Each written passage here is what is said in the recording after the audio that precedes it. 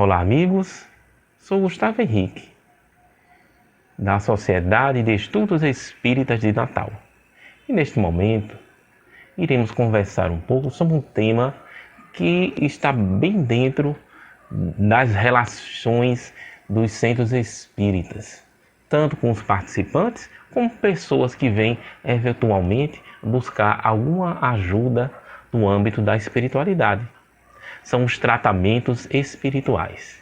Inicialmente, a gente vai conversar um pouco para a gente entender essa relação do nosso interior com o exterior. E, a princípio, iremos ver que existe, que é um conceito que se tem da mente. Mas a mente, dentro do espiritismo, ela está muito relacionada ao espírito, onde brota o pensamento. Então, iremos falar em termos gerais para a gente compreender que tudo provém da mente. Então, por exemplo, o nosso corpo físico, toda essa organização que está aqui, está vinculada aos impulsos, aos pulsos, aos pensamentos que brotam da mente. E isso aí a gente vê, vou dar só umas dicas para quem quiser se aprofundar um pouco no assunto, nas obras de André Luiz, Evolução em Dois Mundos, Emmanuel, Pensamento e Vida, que ele fala dessa relação da mente com o corpo e também com o exterior, que é o que a gente vai conversar um pouco agora mais do nosso pensamento, que se relaciona com o exterior e o interior. De início, é bom a gente refletir o que está lá no livro que Allan Kardec organizou, Obras Póstumas, um capítulo específico muito bom. O capítulo é Fotografia e Telegrafia do Pensamento. Eu falo de Obras Póstumas que tem esse tema, mas esse mesmo assunto e esse artigo se encontra também no livro A Gênese, e na Revista Espírita. Mas eu pessoalmente, gosto mais de Obras Póstumas, que ele tem mais lá em Obras Póstumas tem uns detalhezinhos a mais, um textozinho um pouco mais, eu acho que ele já estava revisando, São textos, Obras Póstumas são textos que ele estava fazendo que não foi publicado, e foi publicado posteriormente, por isso Obras Póstumas. Aí eu gosto do texto que está lá. Então, nessa base de pensamento organizada por Kardec, ele fala que tudo que está em nós, no nosso interior, ele vibra, se exterioriza e forma como uma atmosfera. Vamos dizer assim, uma atmosfera psíquica em torno da individualidade, que se formam imagens. Então, tudo que está no nosso interior vibra e forma essa atmosfera também, há uma expansão desse pensar. E essa expansão, ela se relaciona de acordo com sua vibração com pensamentos afins, com pensamentos que têm a mesma tonalidade vibratória. Então, todos nós compomos a nossa atmosfera psíquica com o nosso pensamento, mas é um pensamento que não é só o pensamento que está aqui, na consciência de vigília. É um pensamento que está nas profundezas da nossa mente a vibrar. Que vibração é essa? Tudo que nós construímos ao longo da nossa história se armazena, fica registrado no interior da mente. E é um registro que a gente, nesse momento da encarnação, não vem para a consciência, mas ele vibra. Ele se exterioriza, às vezes através de desejo, de sensações, de sentimentos, de vontades, de tristezas, de alegrias. Então, embora a gente não tenha consciência do passado, ele está presente. Está presente na nossa vida. Tudo que nós construímos está aqui dentro. Ele não está numa caixa hermeticamente fechada, ele vibra, se exterioriza. Então isso compõe a nossa atmosfera e também permite comunicações do exterior e também com o interior. Então, de acordo com as direções do nosso pensamento de vigília, né, de consciência, esse pensamento agora que a gente direciona, ele se expande e se comunica, mas também se interioriza. Então, por exemplo, se eu vou dar um exemplo mais rústico, se eu tenho uma raiva muito grande, se eu tenho uma tristeza, vamos dizer, se é uma raiva, se expande essa energia vibratória mais densa, mas também interioriza. E quando essa vibração se interioriza, entra em comunicação, faz uma teia com tudo que eu construí de desarmônico no passado. Então, nós nos comunicamos com outros pensamentos de outras pessoas, encarnadas ou desencarnadas, que estejam nessa mesma ondulação, nessa mesma faixa vibratória de afinidade, entra em comunicação conosco, mas também com o nosso interior. Então veja como é importante a gente organizar o nosso raiozinho de ondas mentais, de pensamento. E vamos dar um exemplo que isso tem a ver, né, com o tratamento espiritual. Tem sim, muito. A gente chega já lá. Mas vamos dar um exemplo bem interessante que acontece no reduto do lar, nas famílias. No livro Mecanismo da Mediunidade, do nosso irmão André Luiz, Psicografia de Chico Xavier, tem uma parte lá que ele chama, André Luiz diz, Centro Indutor do Lar. Um nome muito relacionado ao que ele fala. Porque ele diz que as crianças, no ambiente doméstico do lar, eles são verdadeiros médiuns dos pais. Olha que interessante, não é? As crianças médiuns dos pais, do pai, da mãe, dos familiares que estão próximos. A criança, ela tem uma relação afetiva, nesse momento da encarnação, muito grande com os familiares. E também uma dependência afetiva e psicológica. Eles são muito dependentes não só da alimentação, do corpo, do cuidado, mas também dos sentimentos e psiquicamente. Então existe uma ligação muito grande das crianças com os familiares. E isso constitui um aprendizado que muita gente não presta atenção. Porque existe uma comunicação entre as mentes, entre os pensamentos. Então, o que a mãe, o pai pensa, reflete, interage com o que a criança tem no seu interior.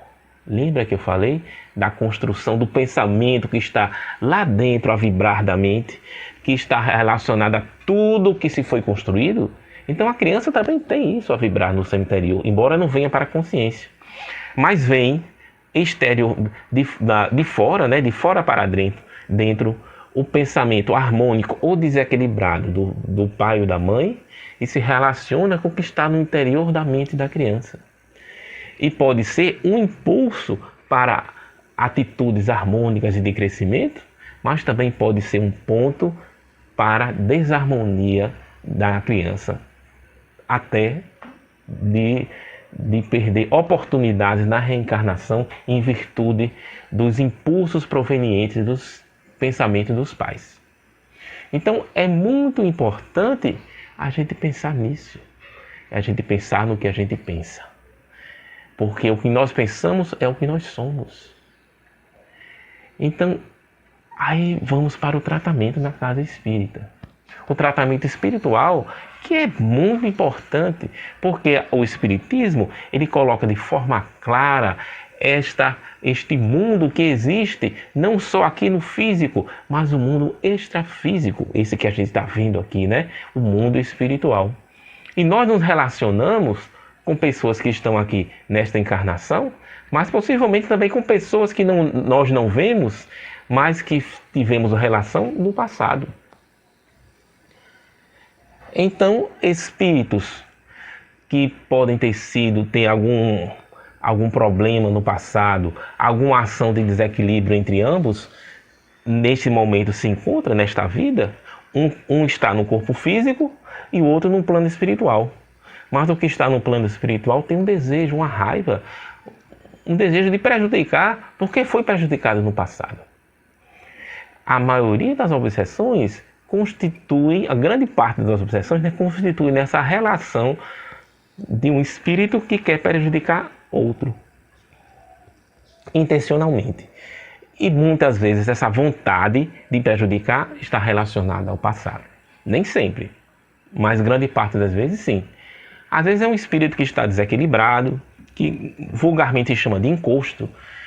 Aquele espírito que está desequilibrado, que está muito sofrido num plano espiritual, aí chega perto de alguém e entra em ressonância vibratória, como falava muito o nosso saudoso Dr. Vitor Ronaldo, entra em ressonância vibratória e aquele espírito que está desequilibrado, sentindo problemas, começa a se sentir bem quando chega próximo da pessoa. Então ele se aproxima não com a intenção de prejudicar, embora prejudique, mas não tem a intenção, ele apenas está se sentindo bem. Mas a pessoa, o encarnado, começa também a sentir os sintomas de doenças que o espírito tem. Então muitas vezes vai para médico, vai para tudo e não tem um diagnóstico da causa. Só se sente as consequências da doença e não se sabe a causa. Por quê? A causa está na vibração, de troca de vibração com o espírito que está ali doente. E geralmente isso aí é facilmente tratado numa reunião mediúnica, que esclarece o espírito, e dentro da organização que existe numa reunião mediúnica com os encarnados e quem comanda realmente, que são os espíritos, chega no momento da reunião, esse espírito é esclarecido, ele é envolvido em harmonia, em paz, e é conduzido para um tratamento. Então esse tipo de aproximação prejudicial mais simples, né, acontece. Mas existe também os que têm a intenção de prejudicar pelo passado. Então, quando se fala em desobsessão, em tratamento espiritual, se está se falando do tratamento do espírito, que está no plano espiritual, e do encarnado, que está aqui no plano físico mais denso. Se tratam os dois. Porque existe uma relação. São desequilíbrios que se retratam, que se encontram. Porque o desequilíbrio do espírito está entrando em ressonância com o desequilíbrio do encarnado. Então, assim, por isso que eu coloquei no início a importância do pensamento, da mudança vibrato interior, como ela está relacionada a tudo que a gente faz na vida. Desde dos relacionamentos familiares, das trocas de informações, do ambiente doméstico, do ambiente de trabalho, do ambiente na casa espírita, nós sempre estamos trocando informações, embora não venha diretamente para a consciência. Mas são informações que, de forma subalterna, influencia e incentiva ações de ambos os que trocam. Porque o espírito, voltando para a relação do espírito obsessor, que a gente diz assim, né? O espírito que está com a intenção de prejudicar o encarnado, ele também se prejudica. Porque da mesma forma que a gente fala que o que se exterioriza se interioriza, para o espírito também é uma lei única. Ele exterioriza pensamentos negativos para prejudicar o outro, o irmão que está encarnado, mas da mesma forma essa vibração interioriza nele e cria um ambiente interno desequilibrado. Então ele desequilibra, mas ele também se desarmoniza interiormente. Por isso que é um tratamento dos dois. Porque precisa se compreender que tudo o que fazemos, tudo o que pensamos, todas as nossas ações, elas se tornam, sim, prejudiciais para todos. Então, é importante isso para a gente ver que quando se chega na casa espírita querendo um auxílio nessa área espiritual, a gente tem que pensar na importância da transformação interior, da reforma íntima. Então, todos os envolvidos, o grupo mediúnico e aquele que vai receber o tratamento, tem que estar consciente que ali existe uma ação em que em primazia é importante a mudança de faixa vibratória. E temos, claro, uma grande ferramenta que é a prece. Então, quando se chega na casa espírita para um tratamento espiritual, geralmente é uma reunião fechada, em que se leva para a reunião o nome, a pessoa que está precisando encarnada, que está precisando do tratamento, se faz o diálogo e a harmonização do espírito, e para o encarnado se providencia para ele o esclarecimento da importância de se fazer o evangelho no lar, de se fazer prece, de mudar as suas atitudes interiores, porque talvez tenha sido um ponto de convergência na vida dele, do encarnado, aquela obsessão. Seja um ponto de mudança de atitude e de percepção da vida. Porque às vezes esses problemas, às vezes não, os problemas, as dificuldades que surgem na nossa vida são para nos fazer crescer, nos fazer mudar. Então, não adianta ter raiva, né? É importante passar para quem está recebendo o tratamento. Não se tem raiva não se procura não se ter raiva do espírito que prejudica. Procura-se ter compreensão da situação. Porque muitas vezes o espírito que está nos prejudicando, ele é muito mais vítima do que o encarnado. Porque uma ação no passado foi de uma forma, às vezes de uma forma muito incisiva, na ação violenta, agressiva. E neste momento, o encarnado está mudando de vida, mudando suas atitudes, mas o que foi prejudicado não conseguiu sair. Não conseguiu sair da faixa da raiva, da vingança, do ódio. E é o momento de fazer o quê? De o encarnado ajudar aquele que ele prejudicou. É o momento de se chegar com afeto e consertar os erros do passado. Porque as consequências do erro do passado estão no presente. Nesse caso, é o espírito encarnado que foi prejudicado e não conseguiu sair da faixa da vibração densa no seu interior. E grande parte da responsabilidade é do encarnado. Por isso que são forças que se encontram para se harmonizar. Tudo na vida, nessa grande teia de relações mentais que existe na Terra, existe para a harmonia. Tudo que vibra entra em contato, entra em sintonia e troca informações. Mesmo que a gente não tenha consciência disso. É só para sinalizar o nosso encerramento, só para a gente lembrar de Francisco de Assis, como ele se relacionava com os animais, como os animais o compreendiam pela sua exteriorização do pensamento de afeto e de amor. E quem estava ao seu redor, encarnado, um ser humano ou um princípio espiritual ainda na vibração do animal ou dos vegetais, sentiam aquela vibração amorosa e seguiam aquele ponto de amor que era Francisco de Assis.